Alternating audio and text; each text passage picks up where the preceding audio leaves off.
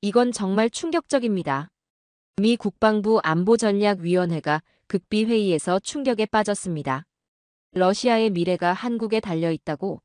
말도 안 되는 소리. 그러나 하버드 출신 국방 전문가의 극비 분석 보고서가 이 모든 의심을 산산조각 냈다고 하는데요. 러시아가 의도적으로 무시해온 한국의 숨겨진 힘, 그리고 전쟁의 후폭풍 속에서 러시아가 내린 믿을 수 없는 결단까지. 이 모든 것이 밝혀지는 순간 동북아 국제 질서는 완전히 뒤집혀 버렸습니다. 도대체 무슨 일이 일어난 걸까요? 충격적인 이야기 지금 시작합니다. 딱 1초만요. 좋아요와 구독 꾹 부탁드립니다. 차가운 공기가 감도는 미 동부의 싱크탱크 사무실. 창문 너머로 눈이 내리기 시작했습니다. 저는 올해 62세로 하버드 정부학과 출신 국방안보 전문가인 데이비드 콜맨입니다. 미 국방부 자문역을 지냈고 현재는 민간 싱크탱크에서 러시아와 동북아시아 정세 연구를 담당하고 있죠. 특히 냉전 말기부터 소련 연구를 해왔기에 러시아 내부 사정과 동북아 정세에 관해서는 자부심을 갖고 있습니다. 모니터 앞에 앉아 러시아 우크라이나 전쟁 데이터를 분석하며 내일 있을 프레젠테이션 자료를 마무리하고 있었죠. 벌써 3년째 접어든 러우 전쟁은 예상했던 것보다 훨씬 길어졌고 그 여파는 전 세계로 퍼져나가고 있습니다. 모니터 화면에는 전쟁 발발 이후 급격히 하락한 러시아 경제 지표가 붉은색 그래프로 선명하게 나타나 있었죠. 30여 년 전 냉전 말기의 소련이 해체되는 그 역사적 순간을 직접 연구하던 그때 저의 모습이 떠올랐습니다. 하버드 정부학과 대학원생으로서 소련의 붕괴 과정을 지켜보며 동북아 정세 변화를 분석했던 기억이 여전히 생생했죠. 데이비드, 프레젠테이션 자료 준비됐나? 책상 위 전화기가 울렸고 팀장의 목소리였죠. 네, 거의 다 됐습니다. 마지막 경제 지표만 업데이트하면 됩니다. 전화를 끊고 다시 모니터 앞에 앉았죠. 러시아 우크라이나 전황 지도를 띄우고 최신 경제 지표를 정리하는 작업이 급했죠. 특히 이번 발표에서 강조할 부분은 러시아의 진짜 위기가 어디에 있는지, 그리고 그들이 앞으로 어떤 파트너와 손을 잡아야 할지에 대한 분석이었습니다. 러시아가 전쟁 이후를 대비하려면 누구와 협력해야 할까? 이 질문에 답을 찾는 것이 제가 지금 하고 있는 연구의 핵심이죠. 프레젠테이션 자료에 마지막 슬라이드를 추가하면서 냉전 시대의 러시아와 지금의 러시아를 비교하는 내용을 넣었습니다. 우리 세대는 냉전 시대를 직접 경험했기에 그때와 지금의 러시아를 비교하면 현재 상황의 심각성을 더 깊이 이해할 수 있으리라 생각했죠. 3년째 이어진 러시아 우크라이나 전쟁으로 러시아 경제는 루블 가치가 전쟁 전보다 27% 추락했고 국채 수익률도 17%를 넘는 사실상 신용위기 수준에 도달했습니다. 전쟁이 장기화되면서 서방의 제재는 더욱 강화되었고 러시아 경제는 심각한 위기에 직면해 있었죠. 문제는 러시아가 이렇게 고립된 상황에서 어느 국가와 협력해야 전쟁 이후를 대비할 수 있느냐였습니다. 다음 날 아침 연구실에서 최신 전황 자료를 살펴보고 있었죠. 제가 맡은 임무는 러시아 우크라이나 전쟁의 장기적 영향을 분석하는 것이었기에 모니터 화면에는 우크라이나 동부 지역의 처참한 전쟁 현장 사진들이 펼쳐져 있었습니다. 무너진 건물들, 파괴된 도로와 다리, 그리고 폐허가 된 마을들의 모습이 선명했죠. 이런 참상이 벌써 3년째 계속되고 있군요. 동료 연구원 마이클이 옆에 와서 말했습니다. 그의 목소리에는 지친 기색이 역력했죠.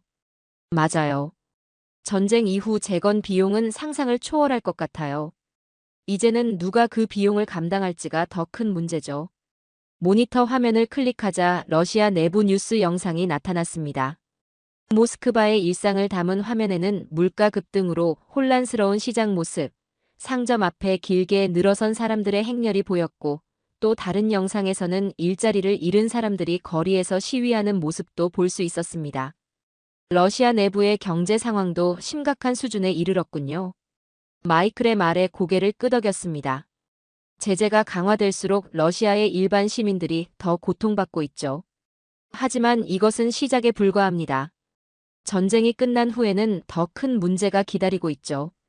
제 생각엔 전쟁 이후 재건 문제야말로 러시아가 직면할 가장 큰 도전이었습니다. 점령한 우크라이나 지역을 재건하는 비용뿐만 아니라 오랜 전쟁으로 노후화된 러시아 본토의 인프라까지 정비해야 하는 상황이었기 때문이죠. 프린터에서 막 출력된 보고서를 집어들었습니다. 러시아 경제 분석 전문가들이 추산한 전후 재건 비용은 천문학적인 숫자였죠. 마치 러시아의 차가운 겨울처럼 연구실 창문 너머로 눈이 계속 내리고 있었습니다. 하지만 더 큰 문제는 이 겨울이 끝날 기미가 보이지 않는다는 점이었죠.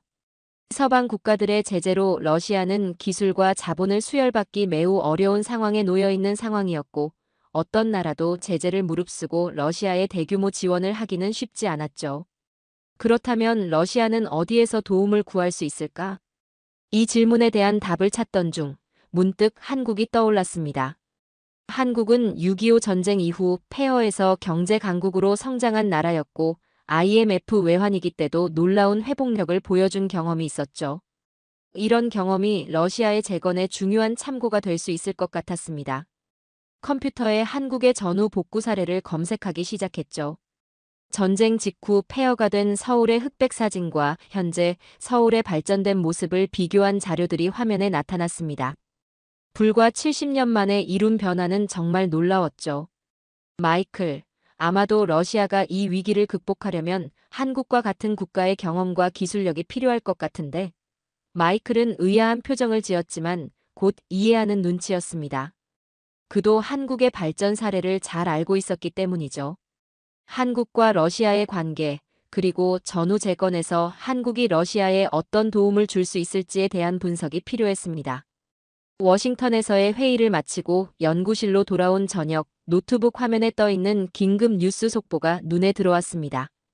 북한, 러시아의 추가 병력 파견이라는 자막이 눈에 띄었고 급히 리모컨을 집어들고 뉴스 채널로 돌렸죠.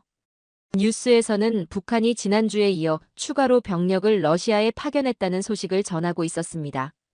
북한군 파병 규모가 이제 1만 명을 넘어섰다고 하며 러시아 우크라이나 전쟁에 북한군의 개입이 더욱 심화되고 있는 양상입니다. 뉴스를 보며 즉시 한국의 동료 이성훈에게 연락해야겠다고 생각했습니다. 그는 한국 외교부 산하안전보장정책실 근무 경력이 있는 전문가로 현재는 민간 안보 컨설턴트로 활동하고 있죠. 우리는 한미 공동 세미나에서 만난 이후 정기적으로 연락을 주고받는 사이였습니다. 화상 통화 연결음이 울리는 동안 관련 자료들을 빠르게 검토했습니다. 북한군의 러시아 파병은 단순한 군사 지원 이상의 의미를 가질 수 있었다고 판단했고, 특히 한국의 안보 상황에 미치는 영향이 궁금했죠. 데이비드 씨, 오랜만입니다. 무슨 일이신가요? 화면에 이성훈의 얼굴이 나타났습니다. 서울은 지금 아침 시간대였지만 그는 이미 정장 차림으로 출근 준비를 마친 모습이었습니다. 북한에서 러시아로 추가 파병이 있었다죠? 지금은 1만 명 넘게 투입됐다고 들었습니다. 한국 쪽 분위기는 어떤가요? 이성훈은 잠시 생각에 잠기는 듯 했다가 표정을 굳힌 채 대답했습니다. 정부와 국방부가 예의주시 중입니다. 북한 특수부대가 실전 경험을 쌓게 되고 러시아의 첨단 기술까지 이전받을 위험이 있거든요. 한국 입장에선 심각한 위협이죠. 그의 목소리에서 우려가 느껴졌습니다. 오랜 동맹국인 미국 입장에서도 이 상황은 결코 가볍게 볼 수 없는 문제였죠. 현재까지 파악된 정보로는 어떤 유형의 부대가 주로 파견되고 있나요? 이성훈은 태블릿을 꺼내 몇 개의 문서를 화면에 띄웠습니다. 주로 특수부대와 보병 위주로 파견되는 것으로 보입니다. 우려되는 점은 이들이 러시아의 현대식 무기 체계를 직접 다루고 배울 기회를 갖게 된다는 점입니다. 게다가 실전 경험까지 쌓게 되면 한반도로 돌아왔을 때 우리 안보에 심각한 위협이 될 수 있죠. 창밖으로 보이는 워싱턴의 밤하늘을 잠시 바라보았습니다. 복잡한 생각들이 머릿속을 스쳐 지나갔죠. 북한이 러시아를 돕는 대가로 어떤 보상을 받게 될지, 그리고 그것이 한반도 안보에 어떤 영향을 미칠지에 대한 걱정과 고민이었죠. 북한군 사상자에 대한 소식도 들리던데요. 그럼에도 불구하고 계속해서 병력을 보내고 있다는 건 그만큼 대가가 크다는 뜻일 텐데요. 맞습니다. 북한 정권으로서는 군사적 경험과 기술 이전, 그리고 경제적 지원까지 얻을 수 있는 좋은 기회라고 판단하는 것 같습니다. 하지만 우리 한국은 세계 5위의 군사력을 가진 국가죠. 북한과 러시아의 이런 밀착이 계속된다면 우리도 대응 방안을 강화할 수밖에 없는 실정입니다. 한국이 세계 5위의 군사력을 가진 국가라는 점은 많은 사람들이 간과하는 사실입니다. 글로벌 파이어파워 지수에 따르면 한국은 결코 가볍게 볼 수 없는 강력한 군사력을 보유하고 있죠. 최근 러시아가 북한에 어떤 형태의 기술 이전을 약속했다는 정보가 있나요? 이성우는 조심스럽게 말을 이어갔습니다. 구체적인 내용은 확인되지 않았지만 위성 기술, 미사일 방어 시스템, 잠수함 기술 등이 거론되고 있습니다. 화상 통화를 마치고 나서도 복잡한 생각이 이어졌습니다. 러시아가 북한을 군사적으로 지원한다면 미국과 한국, 일본의 공조는 더욱 강화될 수밖에 없을 것이고 이는 러시아에게도 결코 유리한 상황이 아니었죠. 메모장을 꺼내 오늘 나눈 대화 내용을 정리하기 시작했습니다. 북한과 러시아의 관계 강화, 그에 대한 한국의 대응, 그리고 이것이 동북아 전체 안보 구도에 미치는 영향까지. 이 모든 상황을 종합적으로 분석해야만 러시아가 직면한 진짜 딜레마를 이해할 수 있을 것 같았죠. 다음 날 연구소에서 특별 브리핑을 준비하며 자료를 마무리하고 있었습니다. 오늘 발표할 주제는 러시아의 전후 재건과 잠재적 파트너였죠. 한국의 군사 순위, 건설 기술력, 인프라 역량 등에 관한 데이터가 화면에 선명하게 표시되어 있었습니다. 데이비드, 발표 준비 다 됐나요? 이사회 멤버들이 곧 도착합니다. 비서가 회의실 문을 열고 알려왔습니다. 네, 거의 다 끝났습니다. 곧 가겠습니다. 마지막으로 한국의 발전 과정을 보여주는 이미지들을 점검했습니다. 1960년대 가난했던 한국의 모습, 1970년대부터 1980년대 중동 건설 현장에서 일하는 한국 근로자들, IMF 외환위기 극복 과정, 그리고 현재 세계적인 위상을 갖춘 한국의 모습까지 시간순으로 정리된 자료였죠. 회의실에 들어서자 이미 많은 사람들이 자리에 앉아 있었습니다. 미 국방부 관계자, 외교 전문가, 그리고 몇몇 의회 보좌관들까지 참석한 중요한 자리였죠. 오늘은 러시아가 직면한 전후 과제와 그들이 잠재적으로 협력할 수 있는 파트너에 대해 이야기하겠습니다. 특히 한국이 왜 러시아의 최적 파트너가 될 수 있는지에 대해 분석해 보았습니다. 첫 번째 슬라이드에는 러시아의 현재 상황이 요약되어 있었습니다. 서방의 제재, 악화된 경제 상황, 그리고 막대한 전후 재건 비용 등이 주요 내용이었죠. 러시아가 이 위기를 극복하기 위해서는 신뢰할 수 있는 파트너가 필요합니다. 그러나 선택지가 많지 않죠. 두 번째 슬라이드로 넘어가며 러시아의 잠재적 파트너들을 분석했습니다. 중국은 가장 먼저 떠오르는 선택이지만 러시아는 중국과의 관계에서 지나친 의존도를 경계하고 있는 상황입니다. 인도는 중립적 외교 정책을 고수하기 때문에 전폭적인 지원을 기대하기 어렵고 일본과는 영토 분쟁이 해결되지 않은 상태죠. 회의장 내 참석자들 모두 조용히 집중하는 모습이 느껴졌습니다. 다음 슬라이드로 넘어가며 본격적으로 한국에 대한 이야기를 시작했죠. 반면 한국은 러시아와 영토 갈등이 없고 이미 전 세계적으로 인정받은 제조, 건설, 군사 역량을 두루 갖추고 있습니다. 또한 한국은 현재 세계 5위의 군사력을 보유하고 있습니다. 이는 결코 가볍게 볼 수 없는 수준이며 특히 자체 개발한 첨단 무기 체계와 방산 기술은 세계적으로 인정받고 있죠. 다음으로 한국의 건설 및 인프라 역량에 대한 슬라이드를 보여주었습니다. 한국은 1970년대, 1980년대부터 중동 건설 시장에서 두각을 나타내며 극한의 환경에서도 고품질 건설 사업을 수행해 온 경험이 있죠. 이는 전쟁으로 파괴된 인프라를 재건해야 하는 러시아에게 매우 중요한 역량이며 이러한 회복력과 위기 관리 노하우는 현재 러시아가 절실히 필요로 하는 것이기도 합니다. 참석자 중 한 명이 질문을 던졌습니다. 그렇다면 러시아가 한국과 협력하는 것을 가로막는 장애물은 무엇입니까? 가장 큰 장애물은 러시아와 북한의 협력 관계입니다. 한국 입장에서는 러시아가 북한에 군사적 지원을 제공하는 것이 심각한 안보 위협으로 다가오는 상황이죠. 발표를 마치자 여러 질문이 쏟아졌습니다. 특히 북한과 러시아의 관계가 한국과 러시아의 협력에 어떤 영향을 미칠지에 대한 관심이 높았죠. 북한과의 관계 때문에 러시아가 한국과의 협력 기회를 놓친다면 그것은 장기적으로 러시아에게 큰 손실이 될 것입니다. 한국의 기술력과 경제력, 그리고 전후 재건 경험은 러시아에게 매우 필요한 가치이자 자산이기 때문이죠. 회의가 끝난 후 연구실로 돌아오는 길에 생각했습니다. 국제관계는 결국 감정이나 이념보다 실질적인 이익이 더 중요한 경우가 많죠. 러시아도 결국 현실을 직시하면 한국을 러시아의 전후 재건에 있어 핵심적인 파트너로 삼을 가능성이 높아 보였습니다. 주말 아침 화상회의 준비를 위해 연구실에 일찍 도착했습니다. 이성훈과 함께 러시아와 한국 간의 경제적 상호 보완성에 대해 논의하기로 했죠.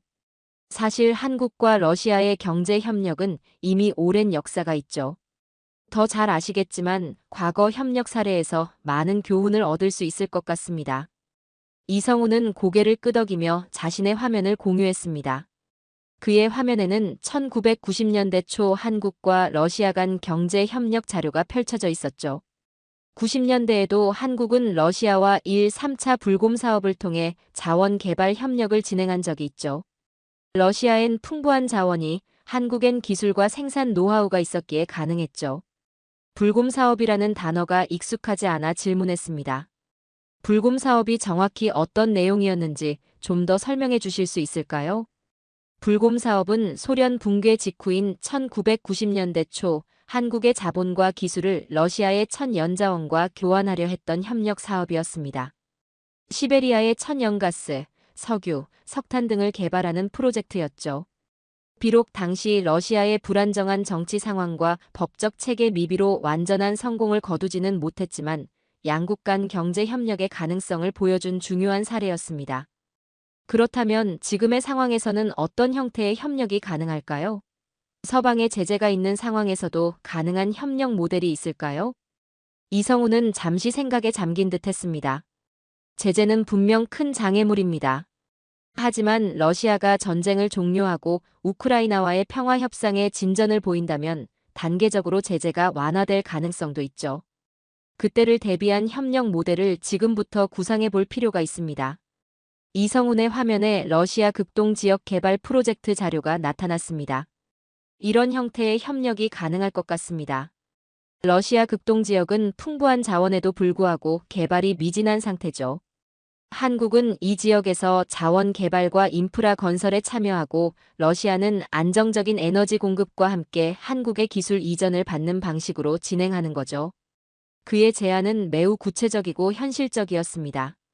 특히 극동 지역은 한국과 지리적으로도 가까워 물류 비용을 절감할 수 있는 장점이 있었죠. 경제적으로도 러시아가 한국을 완전히 무시하기란 불가능하군요. 전후 재건에는 한국 건설 기업의 참여가 꼭 필요하고 에너지는 러시아가 공급할 수 있고 상호 윈윈이네요. 이성우는 고개를 끄덕였습니다. 그렇습니다. 한국은 세계적인 건설 강국이자 첨단 제조업 강국입니다. 특히 우리 건설사들은 중동에서 극한의 환경 속에서도 품질 높은 인프라를 구축한 경험이 있죠. 이런 역량은 전쟁으로 황폐해진 지역을 재건하는 데 큰 도움이 될 겁니다. 화면에 한국의 주요 건설사들이 해외에서 완성한 프로젝트 사례들이 차례로 나타났습니다. 사우디아라비아의 초고층 빌딩, UAE의 원자력 발전소, 중앙아시아의 석유화학 단지 등 다양한 프로젝트가 인상적이었죠. 양국 간 교역은 전쟁 이전에도 상당한 규모였습니다. 한국은 러시아에서 원유, 천연가스, 석탄 등을 수입하고 자동차, 전자제품, 기계류 등을 수출했죠. 이런 상호 보완적 교역 구조는 앞으로도 유지될 가능성이 높다고 봅니다. 화상 회의를 마치고 정리된 자료를 살펴보며 생각에 잠겼습니다. 이성훈의 분석처럼 한국과 러시아는 경제적으로 상호 보완성이 매우 높은 관계였죠. 한쪽에는 풍부한 자원이, 다른 쪽에는 뛰어난 기술력이 있으니 이런 관계가 정치적 장애물을 넘어 발전할 수 있다면 양국 모두에게 큰 이익이 될 것이라는 확신이 들었습니다. 국제관계는 때로 복잡하고 예측하기 어렵지만 결국 상호 이익이라는 원칙은 변하지 않죠. 러시아와 한국도 결국 이 원칙에 따라 협력의 길을 모색할 것이며 중요한 것은 과거의 경험에서 교훈을 얻고 미래를 위한 새로운 협력 모델을 구축하는 것이라고 생각했습니다. 다음 날 연구소 서가에서 오래된 자료들을 찾아보던 중이었습니다. 책상 위에는 서울의 과거와 현재를 비교한 사진들이 펼쳐져 있었죠. 그때 연구실 전화가 울렸습니다. 이성훈의 목소리가 들려왔죠. 데이비드 씨, 오늘도 통화 가능할까요? 제가 재미있는 자료를 발견했습니다. 잠시 후 화상 통화가 연결되고 이성훈은 자신의 태블릿으로 몇 장의 사진을 보여주었죠. 이건 제 아버지가 1970년대에 사우디아라비아 건설 현장에서 일하실 때의 사진입니다. 당시 한국은 전쟁의 폐허에서 막 벗어나 경제 발전을 시작하던 시기였죠. 흑백 사진 속에는 작업복을 입은 한국 근로자들이 뙤약볕 아래에서 작업하는 모습이 담겨 있었습니다. 그들의 표정은 힘들지만 결연해 보였죠. 그 시절 한국 근로자들의 헌신이 오늘날 한국의 경제적 기반을 다지는데 큰 역할을 했다고 들었습니다. 이성훈은 고개를 끄덕였습니다.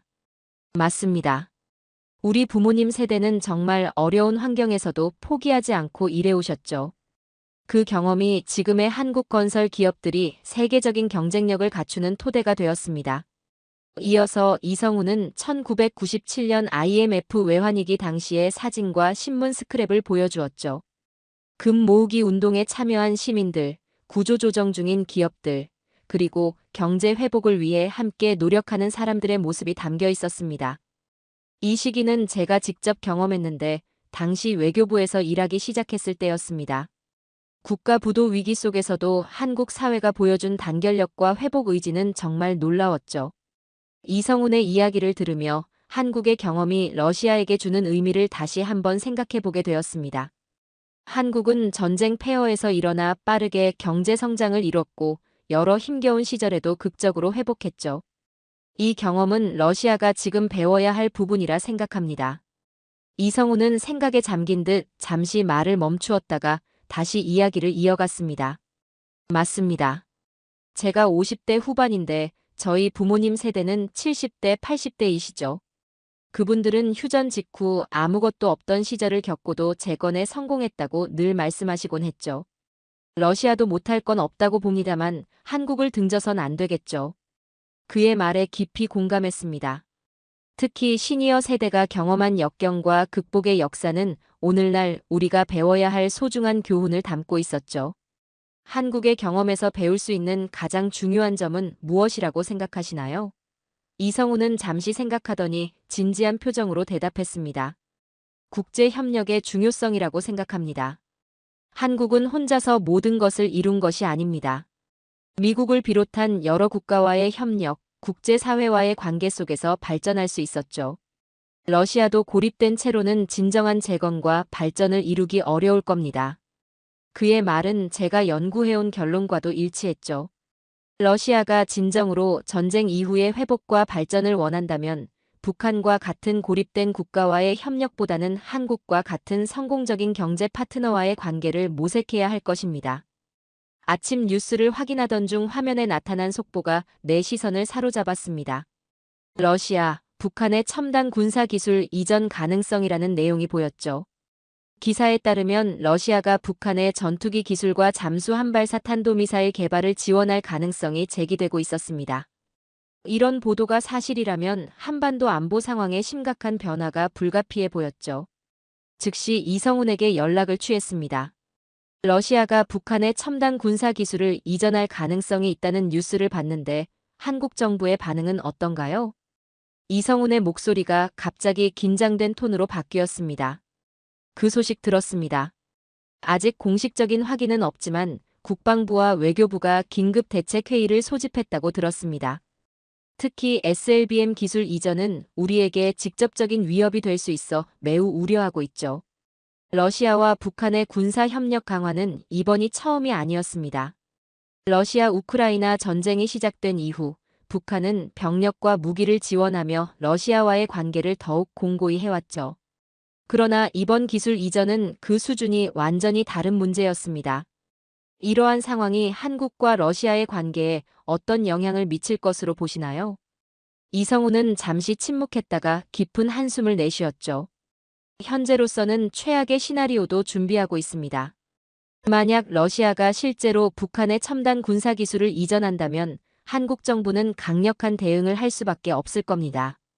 대러 경제 제재 강화, 방위력 증강, 그리고 미국 및 일본과의 안보 협력 강화 등이 예상됩니다. 러시아가 북한을 지원함으로써 단기적으로는 전쟁에서의 도움을 얻을 수 있을지 모르지만 장기적으로는 한국, 미국, 일본의 공조를 더욱 강화시키는 결과를 초래할 것이 뻔했죠. 러시아도 그걸 잘 알 텐데 말이죠. 한국을 적으로 돌리는 순간 러시아의 전후 재건 시나리오가 한계에 부딪히게 될 것이고 결국 러시아가 조만간 입장을 바꿀 수밖에 없다고 봅니다. 통화가 끝난 후 연구실 창가에 서서 생각에 잠겼습니다. 이번 상황은 러시아의 전략적 딜레마를 잘 보여주고 있었죠. 현재 전쟁에서의 북한 지원과 미래 재건을 위한 한국과의 협력 중 어느 쪽을 택할지 장기적 관점에서 볼 때 선택은 명확해 보였습니다. 책상으로 돌아와 긴급 보고서 작성을 시작했죠. 제목은 러시아의 전략적 선택, 북한과의 군사 협력 대 한국과의 경제 협력이었습니다. 보고서에서는 러시아가 북한과의 군사 협력을 강화할 경우 발생할 수 있는 장단기 영향과 반대로 한국과의 관계 개선을 선택할 경우의 이점을 비교 분석했죠. 보고서의 결론 부분에서는 러시아의 합리적 선택에 대해 언급했습니다. 북한과의 일시적 군사 협력보다 한국과의 장기적 경제 협력이 러시아의 국익에 더 부합한다. 특히 전후 재건과 경제 회복이라는 러시아의 최우선 과제를 고려할 때 한국은 필수 불가결한 파트너가 될 것이다. 이번 사태는 위기인 동시에 기회이기도 했습니다. 러시아가 현명한 선택을 한다면 이것이 오히려 한국과의 관계를 재정립하는 계기가 될 수도 있을 것입니다. 그리고 그 과정에서 제 연구가 조금이나마 도움이 되길 바랐죠. 며칠 후 워싱턴 국제전략연구소 대강당에는 각국 대사관 관계자들과 안보 전문가들이 가득 모여 있었습니다. 러시아 우크라이나 전쟁 3년차를 맞아 전후 동북아 정세 전망을 주제로 한 특별 브리핑이 열리는 날이었죠. 여러분 안녕하십니까? 오늘 이 자리에서는 러시아 우크라이나 전쟁 이후 동북아시아 정세의 변화와 러시아의 선택에 대해 말씀드리겠습니다. 역사적으로 동북아 정세는 늘 변해왔죠. 이번 러시아 우크라이나 전쟁이 끝나고 나면 러시아가 정말 필요한 파트너는 한국이 될 것입니다. 이 말을 듣고 일부는 의아하다는 표정을 지었죠. 그들에게 러시아와 한국의 협력이란 다소 생소한 개념이었을 테니 당연한 반응이었습니다. 왜 한국인가라는 의문을 가지실 수 있습니다. 그 이유는 한국이 세계 5위 군사력과 함께 자립형 산업 기술력을 갖췄고 전쟁 폐허에서 재건해본 경험이 있기 때문입니다. 한국의 군사력과 경제력을 보여주는 그래프가 나타났죠. 특히 한국의 건설, 조선, 자동차, 반도체 산업의 세계적 위상을 강조하는 지표들이 눈에 띄었습니다. 러시아는 현재 북한과 군사 협력을 강화하는 모습을 보이고 있습니다만 이것이 과연 러시아의 장기적 국익에 부합하는 선택인지는 의문입니다. 발표가 진행될수록 사람들은 더욱 집중하는 모습이었습니다. 특히 러시아 대사관에서 온 참관인들의 표정이 진지해 보였죠.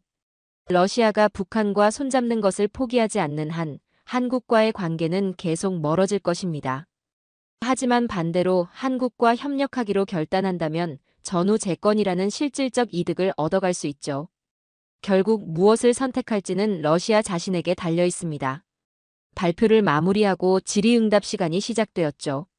여러 질문 중에서도 일본 언론인의 질문이 특히 인상적이었습니다. 한국과 러시아의 협력이 일본에게는 어떤 의미가 있을까요? 이 질문에 잠시 생각을 정리한 후 대답했습니다. 한국과 러시아의 협력은 동북아 전체의 안정에 기여할 것입니다. 일본에게도 이는 긍정적인 요소가 될 수 있죠. 러시아가 북한과의 군사 협력을 줄이고 한국과의 경제 협력을 강화한다면 한반도의 안보 상황이 개선될 것이기 때문입니다. 행사가 끝나고 연구실로 돌아오는 길에 오늘 발표에서 강조했던 내용들이 다시 한번 머릿속을 스쳐 지나갔습니다. 러시아의 선택, 한국의 역할, 그리고 동북아시아의 미래. 이 모든 것이 복잡하게 얽혀 있지만 결국 각자의 이익을 위한 합리적 선택이 이루어질 것이라는 믿음이 생겼죠. 지난 수십 년간 냉전에서 탈냉전으로 그리고 새로운 세계 질서로 변화해 온 국제 정세의 흐름 속에서 또 하나의 변화가 시작되고 있음을 느꼈습니다. 러시아 우크라이나 전쟁은 언젠가 끝날 것입니다. 그리고 전쟁 이후 러시아와 한국의 관계가 어떤 모습이 될지는 결국 러시아의 선택에 달려 있습니다. 부디 그들이 현명한 결정을 내리길 바랄 뿐이죠. 하지만 한 가지 확실한 것은 한국이 이제 더 이상 국제 무대의 조연이 아니라 주연으로 자리 잡았다는 사실입니다. 세계 5위의 군사력, 세계 10위권의 경제력, 그리고 숱한 어려움을 극복해온 역사적 경험은 한국을 중요한 글로벌 파트너로 만들었습니다. 러시아가 이러한 한국의 가치를 인정하고 협력에 손을 내밀 때 비로소 진정한 전후 재건과 발전의 길이 열릴 것입니다. 자, 오늘의 이야기는 여기까지입니다. 오늘 우리는 단순한 러우 전쟁 분석을 넘어 미래 동북아 질서의 새로운 가능성을 확인했습니다. 러시아의 재건 과제와 한국의 강력한 국방력과 경제적 복원력이 맞물리며 국제 정세의 새로운 판도가 형성되고 있습니다. 러시아는 결국 국익과 실리를 위해 북한과의 일시적 협력보다 한국과의 장기적 파트너십이 더 큰 가치가 있음을 깨닫게 될 것입니다. 오늘도 끝까지 함께 해주셔서 감사합니다. 재미있게 보셨다면 구독과 좋아요로 응원해주세요. 다음에도 따뜻한 이야기로 찾아뵙겠습니다. 감사합니다.